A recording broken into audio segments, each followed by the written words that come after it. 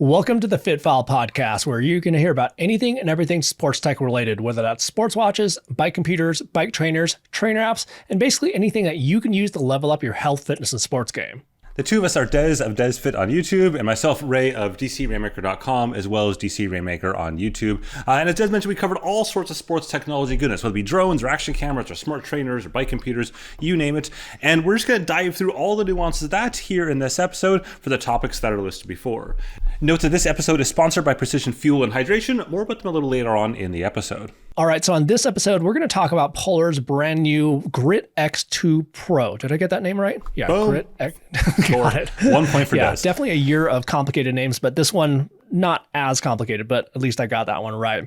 And then we're also going to talk about Strava routes coming to Polar devices. So alongside the Polar Grit X2 Pro announcement, there was also Strava route integration with any route-capable Polar watch of the past. So I guess let's go ahead and talk about this one first. Yeah, so what they've announced here is the addition of route import from Strava. So they've always had Komoot, not always, they've had it for a number of years, Komoot route integration, and that allowed you to go ahead and pull those routes in from Komoot to Polar devices and then get turn-by-turn navigation. So it'll actually tell you as you approach a turn that there's something coming up to turn left, right, etc. And this is true whether or not you had any mapping device. So keeping in mind that the Polar Vantage V3 was only announced last fall. That's the first Polar watch that has maps. But up until that point, if you just had basically a breadcrumb trail, this will allow you to go ahead and see those upcoming turns and get notified before you got to the turn. That is not what they've done here, unfortunately. So in this case, they're doing just breadcrumb style routing only. So you create a route on Strava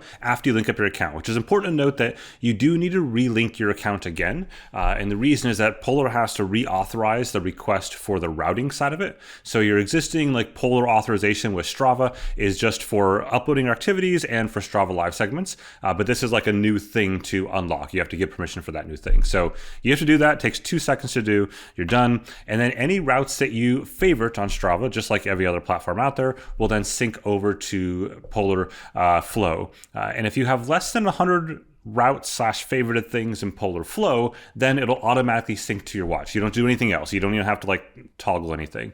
But if you're like me, who it turns out has 243 Strava routes, that's the actual number, by the way, and 100 plus Komoot routes, then it just randomly picks routes to sync to your device. Yeah, the first time I did the sync, I looked at my watch, I'm like, I have a lot of routes on here, and I couldn't really tell the exact order. I couldn't figure it out either. Or even the exact filter or whatever. Yeah, exactly. No, it wasn't. It definitely was not when I created it last. It wasn't by descending date or ascending date or anything. It wasn't by length. It wasn't by proximity. Mm-hmm. It wasn't by, I suspect, from a super geeky standpoint, it's probably by a GUID or something, right? Behind the scenes is why it's being filtered.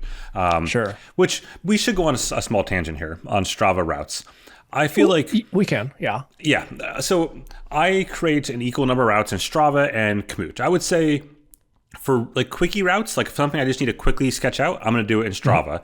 Yeah. If I'm spending more time with that route, I will probably do it in Komoot as my potentially the final option.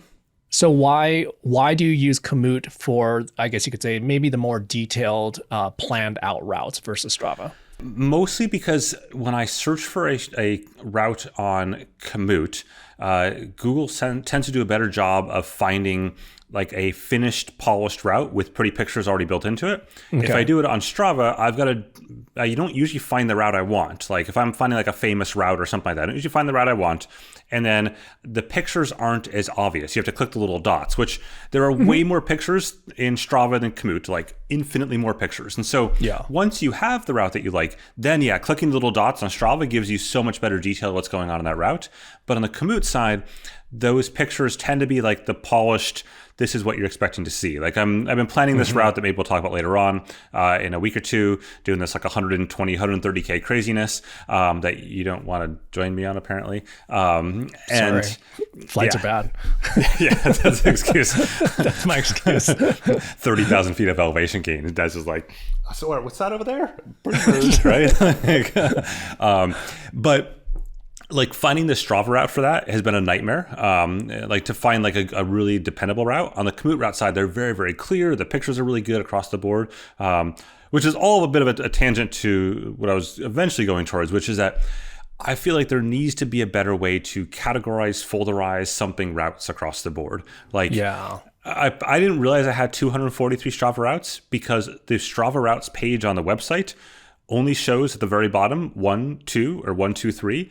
You don't see 4, 5, 6, 7, 8, 9, 10, 11 pages until you get to page number 3. And then it's like, oh, here's page number 4. Like, you never just see how many you have. And there's no way to, I love to organize them by, I know, like, for me living in Europe, it probably makes more sense by country, right? Like, here's ones in the Netherlands and Spain and France and whatever. Or here's cycling ones, or here's hiking ones. Like, I just want to make folders. I want to be like a computer, right? I don't know. Yeah, when it comes to Komoot versus Strava, I don't tend to use Komoot all that often just because most of my route planning really happens pretty much on the fly where, it's like I need to pretty much bust out a route really quickly, just get something done and, kind of go forth and go have fun. But yeah, Komoot, I do feel like it's definitely a better planner, which neither of us are fantastic planners, but looks like you're at least doing some planning for this, epic adventure that you're exactly. But yeah, I think they have a little bit more like, tour format, I guess you could say, with Komoot, where people do contribute quite a bit to that platform for these types of adventures. So you kind of know what you're getting into. With Strava, it's just such a easy and convenient tool to be able to use. Is it perfect? Oh gosh, we can definitely tell you from our misadventures that it's certainly not, but the convenience of it is amazing. Yeah, the ability to create a route in Strava is just by the number of clicks you have to do faster. Like if you were to click through and create a route in Strava, you click, just one click for each one of the points along the way. But in Komoot, you have to click and then choose to set as end destination as you go along. You can't actually just like tap one click each. It's like 2 clicks, right? You're doubling the number of clicks, which sounds silly, but when you're just trying to very quickly like sketch out a route, it's the little things that you're like, I just want to go to the next dot.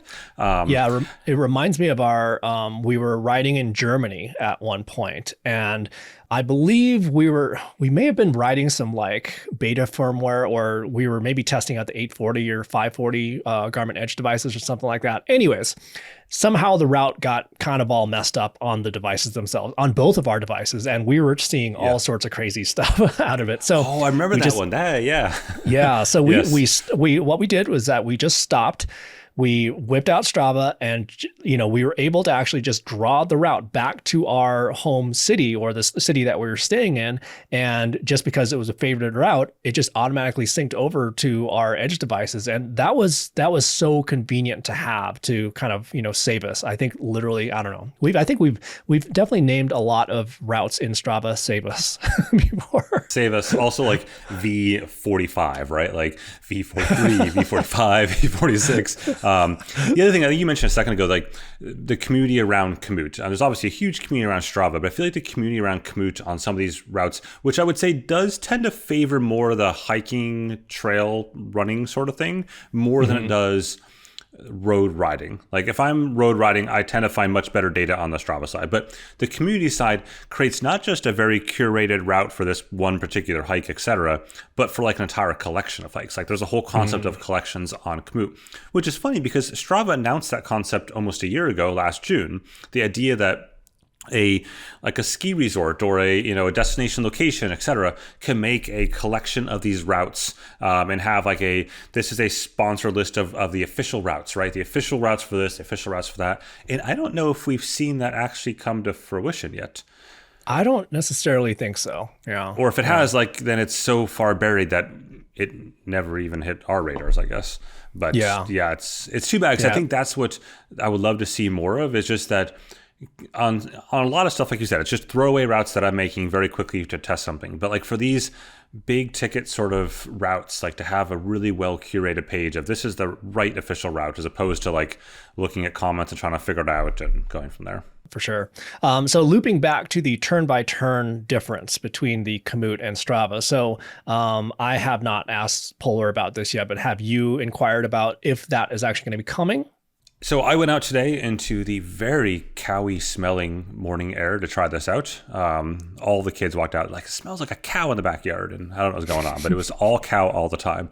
I tried it out. And basically It is breadcrumb style, but without any churn navigations, as you expect, churn prompts. So I loaded the route in and just followed the Strava route. And so you load the route in and it shows you on the newer watches, the Vantage V3 as of April 3rd anyways, and then also the Grid X2 Pro, which also then as of April 3rd too with the new firmware.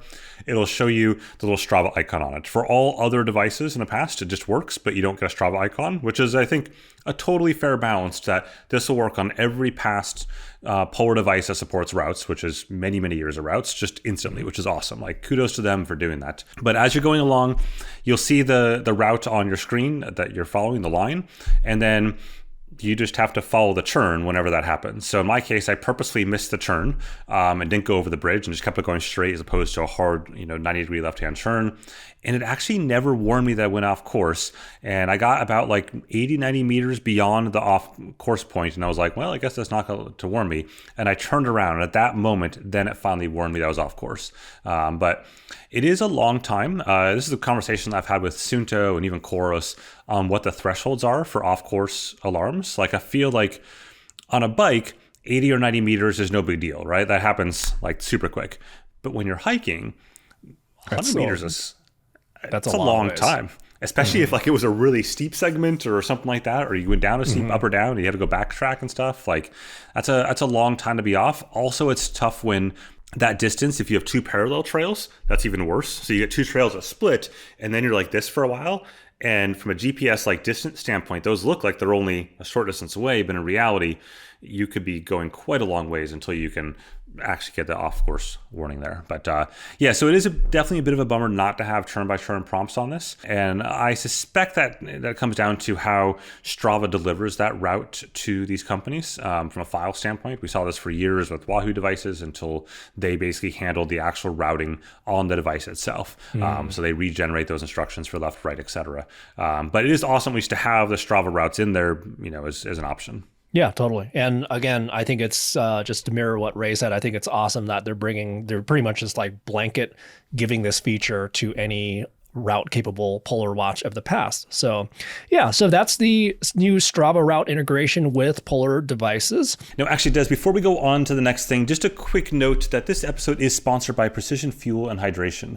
I've been using Precision Fuel for quite a while, a number of years now, as has my wife, along with a bunch of other Tour de France teams and pro triathletes, athletes, pro athletes. We don't actually train with the Tour de France teams. I'm just talking like they do that, we do that. In fact, actually last year at the Tour, I met up with one of the teams, and they had like little stickers on their basically in front of their bikes there that showed them each one of the different Precision Fuel and Hydration products they were using, like which the gummies or all that kind of stuff. It's super cool stuff. I wrote a whole post on it. Definitely check that out. Probably one of the best things about it is that frankly I can actually consume this stuff and use it. I am, as Des has talked about in the past, not known for being great with my nutrition. I'm not awesome at that at all. But this stuff is actually edible. It's consumable. This journey that we've been talking about this whole episode, this crazy thing I'm planning, that's something that I'll be packing in a bunch of Precision Fuel because I'll just be out in the middle of nowhere. And frankly, I haven't even figured out like we're going to eat at night just as regular stuff. So this will just keep me going throughout the day. In any event, you can buy this stuff direct from them, or you can actually book one of their free video consults, which will allow you to go talk to their nutritionist and figure out what your exact nutrition plan is for your event. In fact, I was actually thinking about that today. I'm probably going to do that just for fun because I know my Precision Fuel plan for triathlon, but I have no idea like how to fuel a 30-hour trail run hike sort of thing. They need to do like Komoot or Strava integration with this, with route planning. Yeah, that'd be cool. I think that'd be something that'd be kind of fun to have. But in the meantime, they have their own race intake planner. You can basically put your stuff in there and they'll spit out the stats for you without even having to talk to a human. All the products are Informed Sport certified. They're vegan. They're also 2-to-1 glucose fructose and contain no artificial ingredients. You can visit the link in the description for the free fuel and hydration planner or get 15% off your first order with coupon code FITFILE. Thanks quite a bit to Precision for sponsoring this episode. Yep, definitely give them some love. But now let's actually talk about the new Grit X2 Pro. So the Grit X2 Pro is basically their completely beefed up version of their multi-sport Vantage V3 watch that they introduced last fall. And when I say pretty much everything from the Vantage V3, it is really a Vantage V3 with like this super beefy housing on the outside, because we have the same processor, we have the same interface, all the same features. And one unfortunate thing is that we also have the same battery too in the Grit X2 Pro, which that was probably the biggest surprise for me, being that it's, this watch that's kind of meant for the outdoor ultra endurance crowd, and going with this larger case with this kind of beefier build, there wasn't the opportunity taken to put a larger battery in there as well. So that was probably like, other than one other topic that we'll bring up in 1 second, that was probably the bigger miss for me on this one. Yeah, I'd say besides the other topic, that was I was surprised to see that. I get why. I mean, they kind of told us on a call we had, it's literally a Vantage V3 from a hardware component, chipset, everything standpoint. Like, it's identical. And they were very, very clear that, and that'll have some benefits that we'll talk about too as well. And that everything's identical across the board. The only, from a internals standpoint, from a geekery standpoint, the only differences are purely visual from the outside. It's purely the actual case design and things like that, as well as a different antenna around the outside, because of course it's different materials. And this would have happened no matter what. So it wasn't, they made a point of talking about how they've improved the antenna design on the Grit X2 Pro compared to both past Grit X watches as well as the Vantage V3. But keeping in mind that because every antenna for every single watch has to be different due to the materials used, that was like they had to make a new antenna anyways. So like, yeah, it's like, that's there. But we'll get into like GPS accuracy in our final reviews down the road. But yeah, otherwise it's exactly the same. The benefit to that though is that they are keeping the Polar Vantage V3 firmware and the Grit X2 firmware lockstep. They say those should remain identical across the board, and all Polar Vantage V3 users, owners, whatever, as of April 3rd as their date, the target date, will get a firmware update, which they're calling firmware update V2. That gives you the handful of new Grit X features, and then also a bunch of other like fixes, and not features, but like improvements behind the scenes. Yeah, and one of those improvements that's going to be coming, there's going to be a new heart rate algorithm. What it's going to do is look for certain trends in your heart rate. And, they gave the example of intervals where, there's basically a trend that happens with intervals where you're doing work and your heart rate's going to raise. And then when you're resting, the heart rate's going to lower. And if it notices anything off in terms of what the data the hardware was collecting during that trend, it'll automatically correct it at the time. So as you and I both said in our initial first look videos, it's like, there's definitely already companies that are doing this. So this is definitely not a brand new thing. And, this is totally fine for something like this, because again, like these sensors, they're not perfect. Like you have the best sensor out there, which is, arguably maybe an Apple Watch sensor, but there's still software behind the scenes that's making these corrections, because again, nothing's perfect with these sort of sensors. So looping back to the Vantage V3 though. So we can talk about that, in terms of the results that you initially saw when you were first testing it versus the results that you had after. So, we never really saw an update to the heart rate algorithm until, I guess you could say now, which is going to come out to the Vantage V3. So were they just never able to kind of revert back, you think, to the accuracies or the accuracy level that they had on the original firmware that you said was good for you?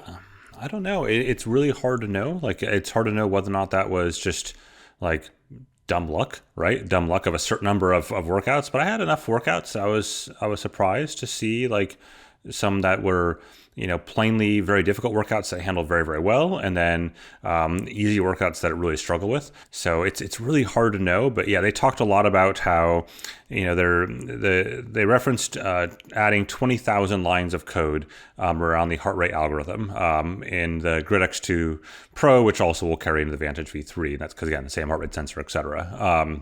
And certainly, I'm not sure if you referenced it in your video. I referenced it in mine and in my post. And some people are like, "Well, that's not really a great metric." And it's true; it's not a great metric at all, right? I think it's something that they're demonstrating to the world that they understand that their optical heart rate sensor was not the sensor, the optical heart rate algorithm. Maybe the sensor, maybe it's the algorithm, was not ideal in the Vantage V3. This is obviously the same sensor and the same stuff, and they're trying to illustrate that they're making progress on that. Now, the proof is in the pudding. Like, as I said in a comment today to someone, like, I don't really care what a company markets. I just want to know if it works. And thankfully, heart rate is one of the easiest things to validate, especially when you have blatant failures, right? Like, you can have debatable stuff on like nuances of, ups and downs of a beat or two. But if you're talking like the example of your interval or something where, you go out and sprint hard and the heart rate's like, nah, I'm just hanging out here, right? So that's an easy one to prove. And so I'm interested to see how this works over the next couple more weeks as I dig into it more. I'm not like making a final decision either way. I'd say there's definitely some improvement, but it doesn't look like it's like industry leading either, right? It seems like it's just, we'll see. Yeah. For sure. Yeah. And that's the thing, is that the firmware or the software is not going to be finalized until like April 3rd. So if you see the word review on like any video or article until that time, just run away, because it's just not ready yet. Yeah, they were very clear to all of the reviewers that firmware would not be done until then. So like I'm not expecting miracles in 2 or 3 weeks. At the same time, it's not horrendous either, right? So we'll see where it ends up, and I'm looking forward to seeing that. I will say I think you started as well, and I've started dual capturing the live stream and the corrected stream, which is a whole lot of extra work. Like, it's turning out to be way more work than I anticipated, because then it's like a whole this thing like spirals quickly. So what we're referring to here is that, as Des mentioned, there's a correction that can occur. So imagine this interval scenario, right, where you go run this hard interval and you're out of breath, dying, and the heart rate on the Grid X2 Pro is like 120, and it's like nothing happened, right? So Polar says that at the end of the interval, if you were to slow down, and the definition of slow down is a little bit fuzzy, right? But slow down in some way, shape, or form, the algorithm will look back at that and go, that might be wrong. And will actually do this whole machine learning-esque, thing where it looks at all these options and goes, you know what? It actually should have been here instead. And will backdate and correct the file on the watch to be the correct interval and that kind of stuff. But the cool part of this is that Polar's watches will broadcast the heart rate in real time over Bluetooth Smart. So what you can do is you have another device that records that real-time stream at the same time that the watch is recording its own stream. And then afterwards, you look and compare those two and see when it might have played its little correction game. I've been doing it so far, and I have not yet caught it correcting itself, which neither here nor there. I just haven't managed to catch it in the act. Yeah. And, again, like, I think even right now when we're filming this episode, which is a day after the release of it, I'm sure there's going to be even more releases leading up till April 3rd. So, I got one this morning. Exactly. So I'm not like super concerned about testing it like crazy until the final one's done, just because that's going to be the final software that's going to be out there. So. Yeah, I just want to see it happen. I want to try to catch it in the act. And now I haven't. Most of my workouts at this point have been like just star. It is. It's like all my workouts to date so far on this have been just workouts that I had on my calendar on my training schedule already. So I haven't like gone out of my way to try to break it yet. Like this is something that should be. Like, I know how to break most optical heart rate sensors, and especially like the Polar one. So this is something that should be relatively easy to break by going out and just doing very, very hard sprint intervals from either standstill or from like a relatively high steady pace, and then just pumping it really quick up, right? And that'll usually trick something. And I have not like dedicated a workout to like being a throwaway workout just to go out and just screw with it. But I want to see it happen. I think it's cool because lots of companies are doing it, right? So like Apple's talked about doing this, but it's incredibly difficult to like catch them in the act, and not in a bad way. I just want to like show that it's actually doing something. I want to show like, I want to show that this isn't just all like fake talking, like they're actually doing it.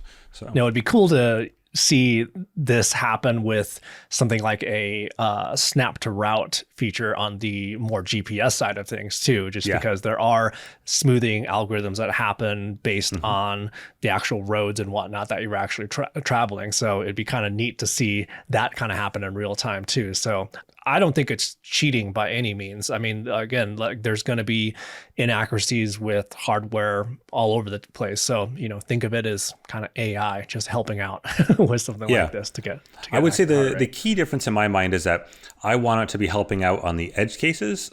I don't want it to be doing it as I don't want it to be making up for its lack of something. You know what I mean? Does that make sense? So it needs to be like, oh yeah, this final edge case that everyone would have got wrong, we can fix that, right? Versus it's just always wrong and always correcting itself, right? It's like getting the answers from a test where it's an open book test. It's like, hey, what's the answer to the question? You get it wrong. Oh, you look at the paper? Okay, now it's right. Right? You can't do that for every single question. Exactly. Yeah. I think what's going to be interesting is that seeing this actually happen and make those corrections, but I'm obviously curious about any false positives that could potentially happen there too. So I don't know. This is one of those, again, like it could be a crazy rabbit hole once we get the final software in terms of testing all these different scenarios. So anyways, I think it's going to be a cool feature and hopefully it's going to work out. So next up, let's talk about probably the other big topic with this watch. So this is, again, taking their Vantage V3, which is basically their highest end multi-sport triathlon focused watch, and then making like a super premium, super beefy version of it. And with that comes an increase in price. So the price of the stainless steel model is $750, and the price of the titanium model is $870. And I know you made some comparisons to the original Grit X or Grit X Pro in this in your video. So it's basically $220 more for each comparable model there, which is a lot. It's a lot. Yeah, when I first heard the price, it took me by surprise for sure. I was impressed at the face management of all of us on that call. Right? All of us on this media call, there was a dozen of us or something, right? And I was impressed with all of us managing to not we all had good poker faces for that brief moment. Even if after the fact, none of us had good poker faces beyond that moment. My cheeks hurt at that moment. Yeah, for sure. So, okay, there's comparing it to the original Grit X Pro, which is one thing, which is a huge bump in price. But at the same time, there's a lot of advancements here too. And it's there's the new AMOLED display. I would say that the materials and kind of the look is drastically different, and probably the machining and whatnot's going to, take a bit more money. There's the, dual frequency satellite system, all that kind of stuff. So it is an upgrade. It's definitely a big upgrade from their previous Grit X Pro. So that's one comparison. But now let's compare it to other watches in the space with comparable features. And that's where it gets a little bit tough depending on the company that you're looking at. So actually, before we do that though, let's talk about how they probably arrived at this price point first, and then we'll talk about comparison. Okay. So I think if you think about how they arrived at this ball started rolling not with the Grit X Pro Gen 1, but with the Vantage V3. The Vantage V3 last fall, right? Which they priced at $599, which at the time everyone was like, wait, what? Because $599 is directly up against the equally designed, from an aesthetic standpoint, Garmin Forerunner 965, which is also $599. And no one would say that the Vantage V3 has more features than the Garmin Forerunner 965. It's not even close. We're on the order of hundreds, if not 400 or 500 feature differences between those two watches easily. And from an accuracy standpoint, the 965 is one of the leaders in the space. It's from both GPS and heart rate, and of course mapping and all that kind of stuff too. And so they went up, head to head with a watch that was already that's a tough mark. So I think the way they backed into this was they're like, well, if that's priced at $599, the Vantage V3, then thus this nicer material watch needs to be higher end than that. And I could see how normally if that was, X price, you might have added 100 or $150. And I think they did that and they went, $750 sounds good, right? And that like additional math might have worked if the Vantage V3 was priced appropriately at something like $499, right? Or $475 or something in the same realm as the Suunto Race, which came out like 8 hours later to the Vantage V3 last fall. Like it was literally within an 8-hour time span or whatever it was, 12 hours, they both came out, which I'm sure like sucked the wind out of Polar's sales when they saw that price, because that was like, I think they were hoping their buddy, their teammate there would have, carried them through on pricing, and that didn't happen. So that'll take us to the $750 price or the $869 for the Titan edition. And that's where we have to talk about the competitors. Yeah. So the competitors, I would say the competitors in the space are going to be the Suunto. I got all the competitors. Okay.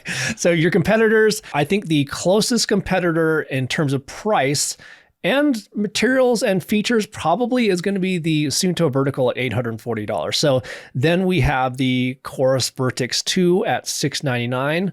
Again, pretty comparable. But then we really have to bring up the Suunto Race, which again, like, going back to the Vantage V3, I mean, in terms of value in the market, it's a killer deal for what you're getting there. Like, yeah. Yeah, it's I remember before Suunto launched it last summer, I met with them and they talked through it all, and I was waiting for the price to drop, waiting for them to tell me the price after they showed me the device and explained it all. And I was like, okay, what's it going to be overpriced at, right? And they're like $449, and I'm like, wait, say what?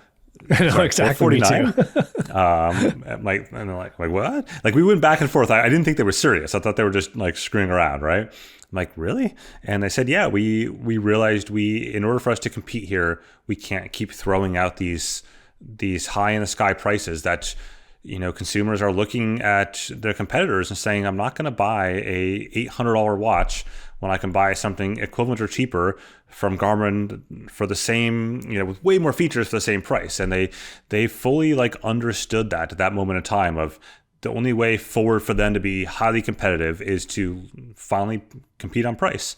And obviously they made a beautiful watch from an external design standpoint that also competes on aesthetics, right? So they're not trying to compete with a plastic looking watch anyways, against a higher end watch. They're trying to compete with a really nice looking watch at a very good price point, and they delivered on that. And yeah, I think that again obviously sucked the wind out of Polar sales of the Vantage V3. And now so we talked about their non-Garmin competitors, but now we have to the elephant in the room here for Polar is the Garmin competition, which I think people will mentally assume that we're talking about the Epix Pro, which of course is an AMOLED display, but the Epix Pro doesn't matter here. We're talking about the base Epix. Exactly. And do you know what the base Epix price did magically yesterday when Polar announced?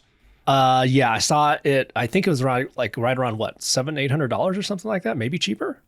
$549. Garmin, and I don't know whether I think this was probably planned, but obviously with probably some intel or something like that, because sure. Yeah, I mean, keeping in mind when a company like Polar announces these watches, they're telling a gazillion distributors and retailers and all that kind of stuff, right? And the word I'm sure got back, and of course Polar published on their own site that they're announcing something, right? So as most competitors do, I'm sure Garmin was like, okay, we'll spoil this party, because yesterday it went on sale, the base Epix for $549, which is not as good as deal as it was a Black Friday at whatever it was, $4 something, $399, $4 something. I can't remember the price. It was super low, but still $549 is an incredible price. And the titanium edition is $599, so just $50 more for the titanium edition right now. Absolutely insane. And that watch has feature parity with the Garmin Epix Pro, with the exception of the new heart rate sensor. But to be frank, Garmin's existing heart rate sensor in the base Epix is better than Polar's.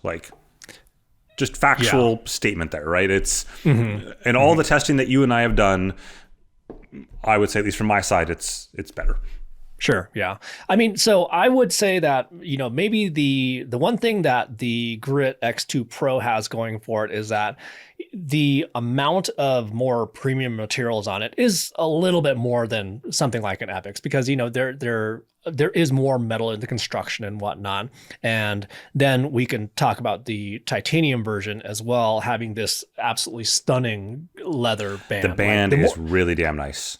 Yeah, I mean, I'm not a leather band kind of guy, but No. I have been digging the crap out of this watch in terms of the looks. Like the leather and the titanium case, holy crap, it is The leather a is stunner. yeah.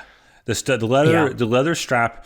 Like if you're gonna commit on this watch, at $750, spend the extra $100 for the leather strap. Like it's a stunner. It's really nice. I give them all the props in the world. That is, I think, the nicest looking leather strap combination. Like I think that even beats most of the what's the high end Garmin ones called? I can't even pronounce it. The Jacquard weave ones or whatever, those ones. It's really nice looking. So kudos to Polar for sticking that landing. I wish they would have kept that. Like I could have mildly got behind them pricing titanium with that leather strap at $750, and then pricing the Grit X2 Pro base at I'll give them $629. I think $599 is appropriate, but I'll give them $629 as you want to be over the 600 bump, fine. That would have been a much more palatable price thing, and then pull your Vantage V3 price down to, I don't know, $499, $529, something like that.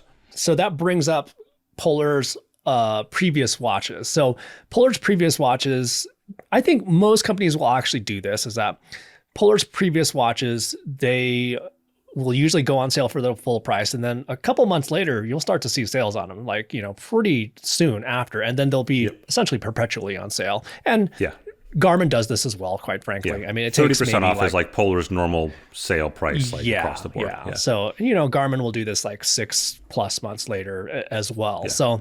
So yeah, the final price of this, we'll have to see, just because the original prices of Polar watches before were okay, there's nothing crazy about them whatsoever. Yeah. So, in terms of getting them back to a more competitive level with some of the competition out there, that's going to take a bit. So, I mean, with the Vantage V3, that's realistically needs to be under $500. The Grit X2 Pro stainless steel model, like you were saying, $629. Yeah, I mean, I don't know, you could maybe make the argument for $650. I don't know, compared to, let's say, the Vertex 2.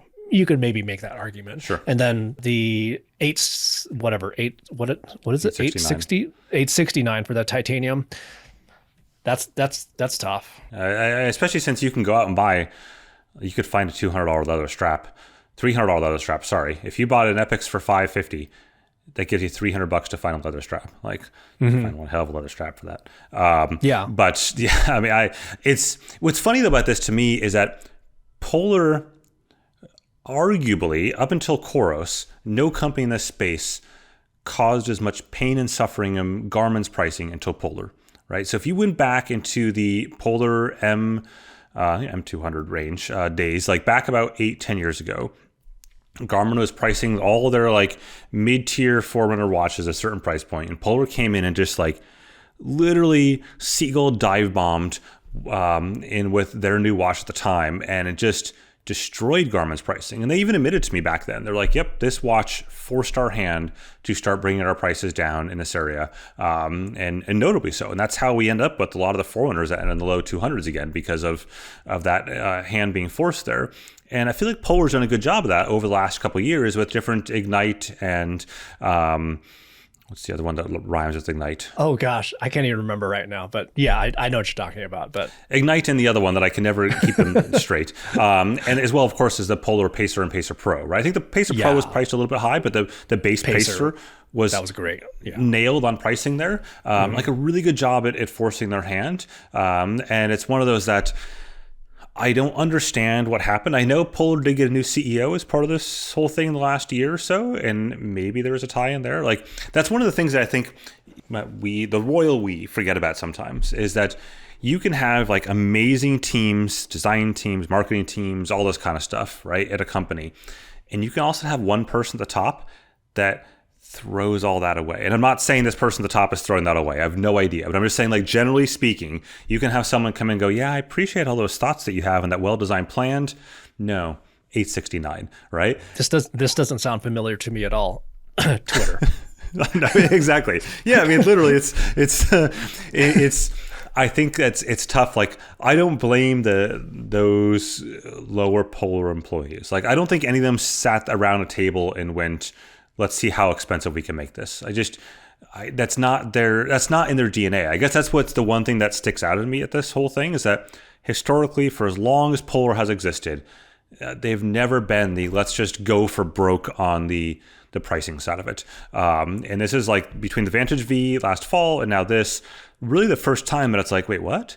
What are you doing? And without having the new features to come along with it, right? The mapping is important, but I feel like it's become dial tone, right? Like, I mean, the T-Rex watch that we've both tested, right? Oh, the Amazfit thing. Yeah. That has mapping, right? And its mapping is not really that different than what Polar is doing, right? It's a base map. It's not routable maps, etc. So it's a base map, and that cost, what was it, like $200? Gosh, it's like $300 at the most or something like that. At most, yeah. And it's already down to a fraction of that because Amazfit like iterates through watches like nobody's business. Sales. Yeah, they're like, that was last month's watch. We have a new watch this month. So like a I don't know, a swimsuit calendar or something, right? It's just a new thing every month. So yeah, it's one of those things. I wonder. I'd love to understand more behind the scenes there because these pieces don't add up to me. And I think the other challenge there is that Polar, throughout this last few months, aside from adding those maps, hasn't actually added much in the way of other features. I mean, if we look at what was added at the Grid X2 Pro, it's just 2.5 data fields, right? Like between the Vantage V3 and the Grid X2 Pro, they've added 2.5 data fields, and they've shown a historical track that, frankly, should have been shown all along, right? So that's a very small. We compare to what like COROS does every 3 to 4 months for new quarterly updates, a huge list. We compare it to what Suunto is doing with apps, a huge list. We compare it to, all these companies out there, a huge list of firmware updates. And I think you've got to reconcile these high prices with features to support that or accuracy to support it. One of the two. You're bringing up Amazfit kind of brings up another topic, I guess, in regards to the pricing is that there's also positioning when it comes to pricing in terms of like how you want your company to be looked at in the industry. There's kind of perspective. So if you come out with a more Amazfit type price, you're looked at as more of a budget level offering at that point. And, if you come out with a higher price, well, is your product actually worth it? I don't know. It's like when a company actually does put out a price like that, consumers are like, oh, it must be a very premium product. So there could be some positioning in that as well as like to try to elevate the Polar name for those more premium sports watches. Yeah, certainly. I can see a scenario where someone walks into a running shop or something like that, especially in Europe where it's going to have a stronger Polar presence. And they see, someone that's not price sensitive that says, hey, give me what are the best options I have here? And they may have a historical, affinity with Polar for something that, a past watch, et cetera. And they're like, yep, the best watch here at the best price, whatever, not best price, at the most expensive price. I'm not price sensitive. Boom, Grid X2 Pro, right? And I can see how that transaction would occur, whether it be Polar or whether it be other companies having that something in that level there. It's still really tough. I don't know. Yeah, I just don't know how that's going to work out long term. So this sort of loops back to our last week's episode, or maybe it was 2 weeks ago, but when we were talking about Suunto and UTMB and them kind of, coming back and kind of getting a better name for themselves and getting back into the whole sports watch world. So realistically, as of, let's say, beginning of last year, I mean, it was pretty much like Garmin dominating the space and then COROS being very much there for sure, like just in terms of like, the sports watch market. And then Suunto came back in a big way with the vertical and probably arguably even a bigger way with the race. And then the last, company we were kind of waiting for was Polar. And it's like, what's Polar going to do next? And then they came out with the Vantage V3. maybe made the splash for the wrong reasons, maybe in terms of the price, where, I think they really should have gone more of the race mentality. I mean, again, they came out within 24 hours of each other, so it's not like they could necessarily know the pricing of each other's strategies there either. But that's really where I think right now Suunto has elevated their name back into the space amongst Garmin and COROS, and Polar, I'm not sure quite yet where they're at. I think, again, we're going to have to really see what happens with the final performance of the X2 Pro, as well as the Vantage V3 when that version 2.0 firmware comes out or software comes out. But, I feel like Polar still has some work to do to get back into that upper echelon group.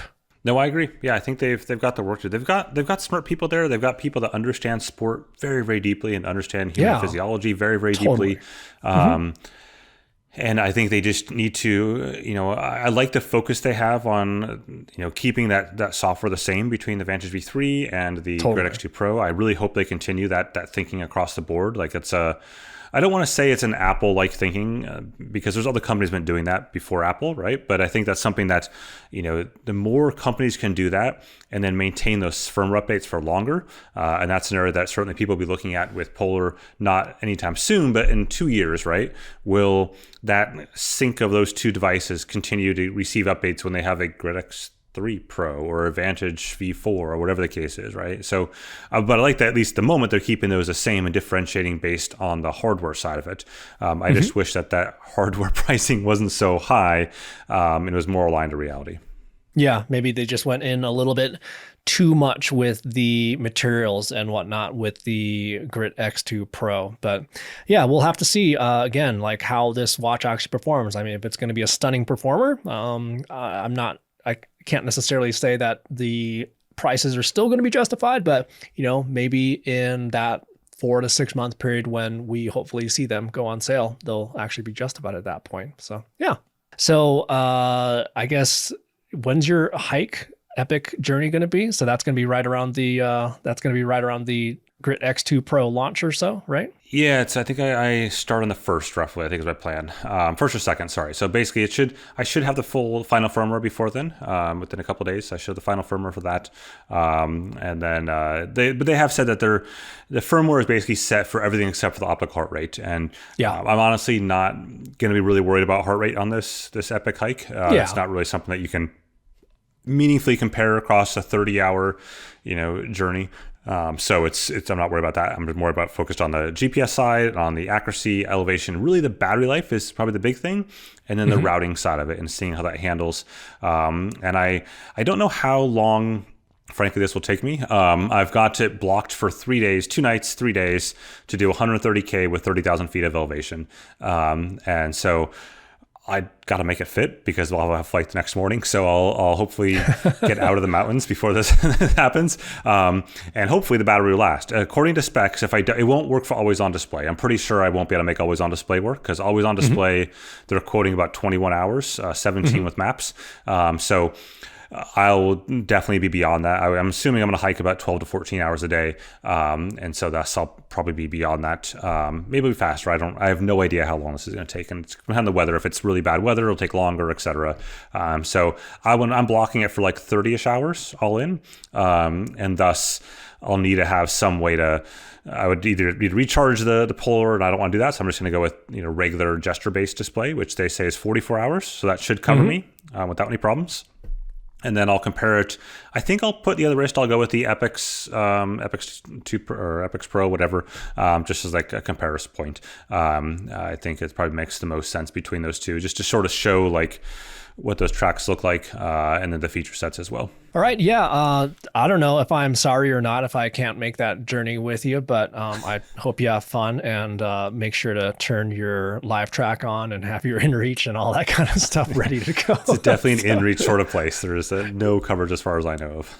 Okay. Gotcha. Very cool. So that's going to do it for this episode of the FitFile podcast. We're going to keep this one kind of short and pretty focused, unlike maybe some of the other episodes in the past. So the next episode, funny enough, we actually already filmed that episode, but this news came out and we wanted to get this episode out before the next episode. So yeah, kind of like a weird time jump sort of thing. So you may hear some things in the next episode that don't necessarily make sense, but we were talking about the Polar Grid X2 Pro in that episode, if you hear any mysterious references to that. So exactly. Yeah, that's a good point. yeah. But the next episode, it's going to be a fun one, and it's going to be a bit enlightening in terms of some of the more behind the scenes looks into what we do every day. So again, if you have any topics that we'd like to talk about, or if you'd be so kind to leave us a review on Apple Podcasts, Spotify. I'm not sure if you can do it on Spotify. Give us a like on YouTube. We actually get them in there. Yeah, I get my little box. Okay. Yeah. Okay. Sounds good. So cool. Yeah. And any last words for this episode, Ray? No, just keep in mind you can find us on, as mentioned, Apple Music, Spotify, as well as YouTube and YouTube Music. And again, with YouTube, you get to watch the episode like you're seeing right here for those of you on YouTube, as well as switch back and forth dynamically to the audio-only side on the podcast app if you want to do that. Once again, thanks to Precision Fuel and Hydration for sponsoring this episode, and we will see you next time. See you in the next episode.